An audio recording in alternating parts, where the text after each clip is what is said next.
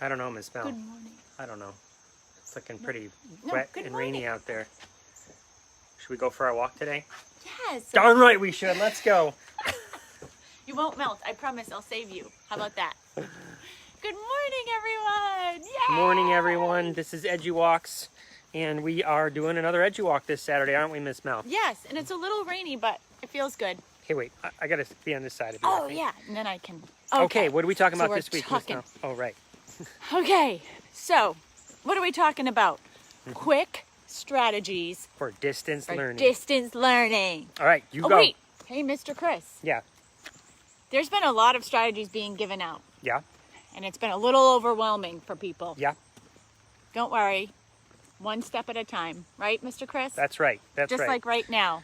All right, our first strategy for distance learning is when you're designing your instruction and you're thinking about what the experience will be for students, there's a simple acronym you can keep in mind. KISS. KISS. Keep it simple for the students. KISS, right? So your design should be your classrooms, your physical classrooms never should have been overly cluttered. There shouldn't be a lot of visual clutter that's distracting kids and they can't find what they need. Yeah. Your digital spaces should be the exact same. You don't need to have a lot of over visuals or too many visuals that make it distracting and difficult for students to follow along. Right. Keep it simple. Yes. Simple design. So what are the important elements of what you need them to see and hear and experience will go a lot farther. Your relationships with them is way more important than how pretty the design is of whatever it is you're showing. Yes. Focus on relationship strategies more than cute graphics. Yes. Agreed. They're coming in because they're like, I cannot wait to see Mr. Bouguet today. So that's my everyday. All right, what's next, Miss Mel? Okay, so we're talking about adjust to know your problems that might come up. So we're talking about you plan this beautiful lesson that's perfect and you have a flow to it and you're ready for it and you're super excited and you've been thinking about it at night. Just Guess like what? this walk. Just like this walk. And now look at it, it's raining out there. Oh, it's raining. And then boom, a storm comes and your internet goes out. Wah, wah, wah. Have a contingency plan with your class. Don't worry, I'll get on my phone or I'll get on, or talk to the kids about what do you think would be a good contingency plan? This is your classroom. What would you feel comfortable? Yes. Learners first. Learners first, and then they will help you maybe figure it out. Now, your school will have policies and whatnot if something should happen, but talk to your class about it too. Make it about them as well. Now, a great strategy there for that is to have these backup plans or contingency plans is to have designed it with options in the first place. Yeah. So that meaning, okay, we're doing this synchronous instruction. My internet goes out. Know that there's this playlist of things that you can go do and that you should be working on, and that you, when I say should, you choose to work on, all these projects that you might be working on. Right, exactly. Awesome.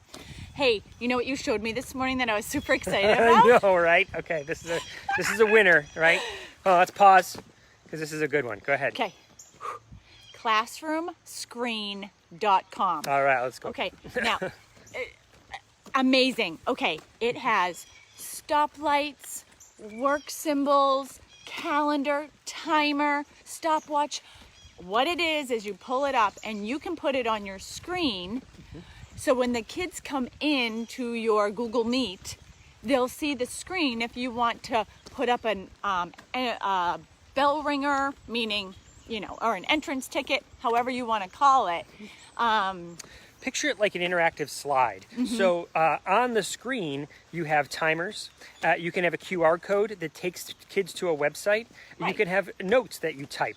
But this is one of those things where maybe you've done some interactive instruction, synchronous instruction, and you say, all right, I'm going to put up a timer, 15 minutes, go do your thing, and that's what sits on your screen, So and then you come back in 15 minutes. Or if you have breakout rooms, breakout meets, and you've scheduled people, you always will have a home base, right, for your Google Meets. Because currently they don't have a breakout, right? So it's coming. But, so when you have those breakouts for those groupings, you'll have a home that they'll come back to where you'll all be. You can have that timer on the home. So maybe someone in the group is like, how much time do we have left? I forgot to set my timer. They can go back to the original place and see how much time is left. Yes, I love it. Check it out. You'll see it in just a few minutes. You'll be like, oh, I see what they're getting at. It's great. All right. What is another one, Miss Mel? What else you got? So custom cursor, Mr. Chris. Oh, custom cursor. So let's just, hold on. Mr. Chris won the Demo Slam this year. In our local school district, every year we have this thing called the Demo Slam. Yes. I participated in it for years and years and years. A bunch of my friends have won. I've always lost. But this is the year. This was the year that I won. You won. And I won because I showed off this tool, which people loved and they continue to love when we talk about it. It's called Custom Cursor. Yes. It's a Google extension, and essentially what it does, it changes the cursor on your screen to any image you want. There's a bunch of different pre-made little images. Yeah, that mine's you can a cupcake. And so the pointer is a cupcake, but then when it hovers over it, like a typical pointer is like an arrow and then it has a hand when you want to choose something.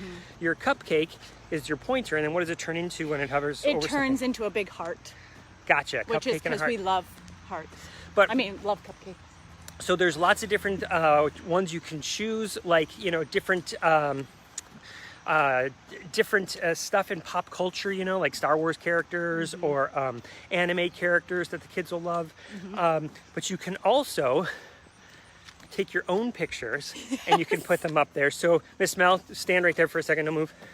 So imagine having a picture of Miss Mel pointing, right? Like this, yep, right? And so now Miss Mel becomes the pointer, right? Yes, thank you for showing everyone my pajamas and my galoshes.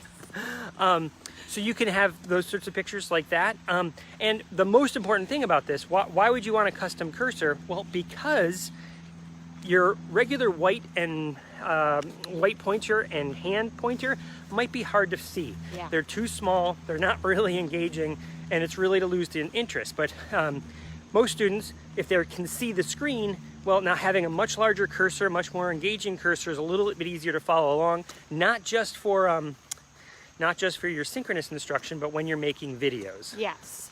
Okay, speaking of videos, great lead in, Mr. Chris. Why do we make Segues. That's what I'm all about. Why do we make videos?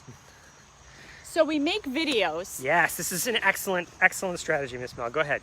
Oh, okay. Am I good? Yeah. We make videos so that the kids can follow along in their own time. So let's take a look at, can you hold it up here because it's really shaky and I don't want people to get seasick and then they don't want to watch us and then they're going to fast forward through us. Okay. Okay. So when kids are watching videos, they can speed it up if they want to listen to it faster. They can go back and watch it again. So Mr. Chris last night was trying to figure something out. He was watching a video, he kept going back, just to make sure that he was following the steps correctly. He was stopping it. So the other great thing about videos, I'll be honest with you, is that it's flexibility. So during the day, I love to get up at like 5 and start working because I am awesome in the morning. By 8 p.m. What am I done. doing? What am I doing at 5 in the morning, Miss Mel? You're sleeping. But what am I doing at 11 at night when you're in bed? You are working. Exactly. So we all have different schedules. Some of these kids have elementary or middle school brothers and sisters that they're going to be helping with distance learning. So it might be really helpful for kids to have those videos because they might catch it during their synchronous time, but they might be like, I'll go back later and watch the whole thing. I think a fundamental question to ask is when you're designing your instruction, your synchronous instruction, you have to ask, why would someone need to be here live? Otherwise, make it a video. Make it a video so that people can just watch it on their own time, watch it in their own speed. Oh, car. Yeah, you're on the internet, my friends. All right, so I think videos, right? Yeah, oh, and then of awesome. course, always, Miss Mel, what am I going to say with videos? What am I going to say about videos? Closed caption. Put the captions on. Yes. All right. Awesome. Okay. So the other thing is spend time practicing how to search items. Okay. Yes. So when I am on screen, what I've been finding this week is I've been guiding some people in how to do some things on the internet. And so when I'm on my Google Meet with them, yes, I have a video, and yes, I have visuals, and yes, I have a list for them to follow. But what I've been doing is presenting and then actually modeling through the steps, because I want people to be able to have it in multiple ways. Yes, multimodalities is key. It's not just about having text. It's not just about having a video. It's not just about having audio. It's about having an option to choose which one works best for you in the moment. Yes. Okay, so Mr. Chris, Yeah. real fast. Wait, so let's talk about searching real quick. Oh, okay, go ahead. I want Go ahead. to add to what you were saying there about searching, and that is specifically when I grew up. And I think those that are in my age range, right? Yeah. We grew up learning about file folders and stuff like that, and putting things in folders. And of course, Google Drives and OneDrive, whatever you're doing, that also is a folder structure. But the new way of really thinking about organizing information is to search for it. I mean, Yeah. it's not like hunting through your phone looking for an app. You can do a pull down and you can search for it. Same thing with your Google Drive or your Google stuff. You go to your Google and you do a search. So spending time searching and teaching students how to search is a great organizational strategy. More than, which folder should this go into? Well, because how many times have our personal kids run downstairs and been like, I lost it, it's all my work is gone. And I'm like, you're working in Google, there's no way. Yeah. So searching Google to find it is huge. Marlis, I'm so glad we can help you, girl. And so just remember that that is a great strategy, but you as the instructor could model that for students. Hey, you know what? I'm not sure what my thing is. Let me pull up, let me do a quick search and be modeling that so that students can go, oh, okay, that's what Miss Mel does. She searches for stuff. Let me see that as well. All right, final thoughts, Miss Mel? We did our walk. Woo! Let's go back up on the porch because it's raining. Yeah, but you got your galoshes on. Thank you for demonstrating that. So we're real here, people. We just got up. Well, Chris did. I've been up for a while. Yeah. So There we go. okay. Phew. So hello. Yeah. So what I want to say is that our final thoughts are just make sure that we are all working together and taking a breath and understanding that how we're feeling is going to be how the kids are going to feel when they come in. It's going to be overwhelming. So when you start your class, don't go, okay, hi, all right, no, I need everybody to open this tab right now. Let's get going. Let's go. But we don't have time for this. If you're stressed, if you're panicked, so will the students. But have some time with them, right? Just, hey, how's everybody doing this morning?